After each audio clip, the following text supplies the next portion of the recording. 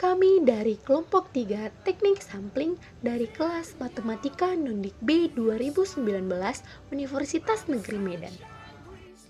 Halo guys, pada kesempatan kali ini kami akan memberikan video edukasi terkait dengan teknik sampling. Nah, sebelumnya kami akan memperkenalkan diri kami terlebih dahulu.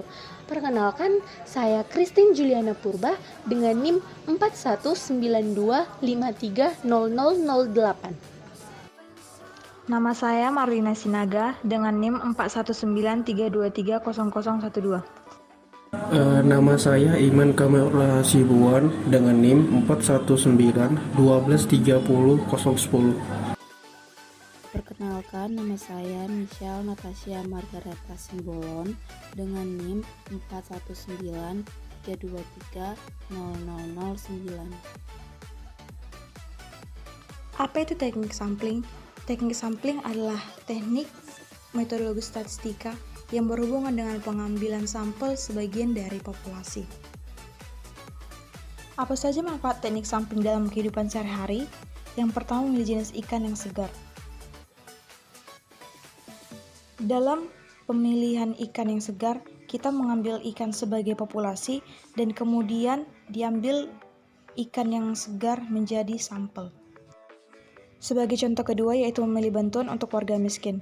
Dalam pemberian bantuan kepada masyarakat miskin, kita melakukan teknik sampling, yaitu dengan memilih populasi warga, kemudian dari populasi akan terpilih sampel, yaitu warga miskin. Contoh ketiga adalah pemilihan baju.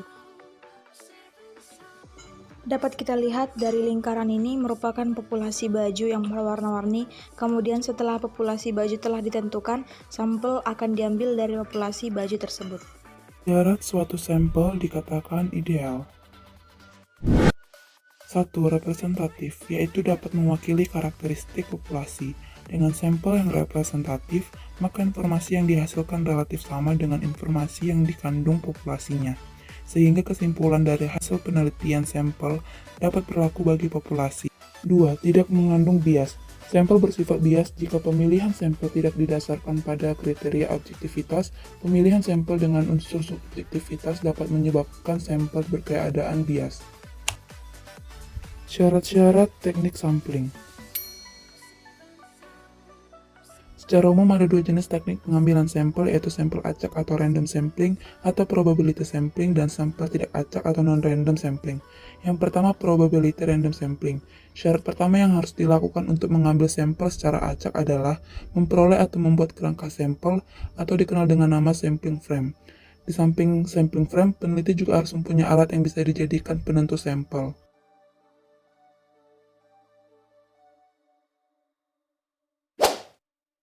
Kedua, non-probability atau non-random sampling. Seperti telah diuraikan sebelumnya, jenis sampel ini tidak dipilih secara acak.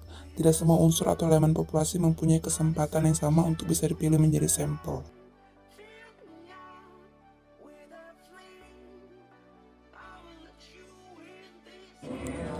Kerangka sampel. Kerangka sampel adalah daftar semua unsur sampel dalam populasi.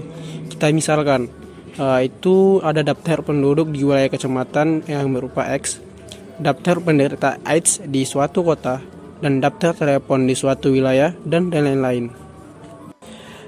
Teknik pengambilan sampel. Teknik pengambilan sampel terbagi dua. Yang pertama, probability sampling. Yang kedua, non-probability sampling. Probability sampling memiliki beberapa macam. Yang pertama, simple random sampling, biasa disebut SRS. Yang kedua, systematic random atau sampling. Yang ketiga, proportionate stratified random sampling. Yang keempat, disproportionate stratified random sampling. Yang kelima, area sampling. Yang non-probability sampling memiliki beberapa macam. Yang pertama, sampling sistematis. Yang kedua, sampling kuota. Yang ketiga, sampling incidental. Yang keempat, purposive sampling. Yang kelima, sampling jenuh. Yang keenam, snowball sampling.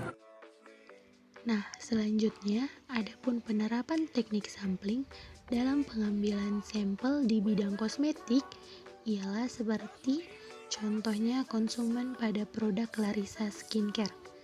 Nah, jadi ada suatu penelitian yang dilakukan untuk mengetahui bagaimana produk Larissa Skincare. Jadi jenis data yang digunakan pada penelitian ini itu dia datanya adalah primer. Nah, data primer ini itu diperoleh langsung dari konsumen Larissa Skincare yang diteliti. Tepatnya dari hasil wawancara terhadap konsumen yang menggunakan produk Larissa Skincare. Untuk teknik pengambilan sampelnya, dia menggunakan metode purposive sampling, yaitu teknik pengambilan sampel yang dapat dilakukan dengan kriteria-kriteria tertentu berdasarkan tujuan penelitian.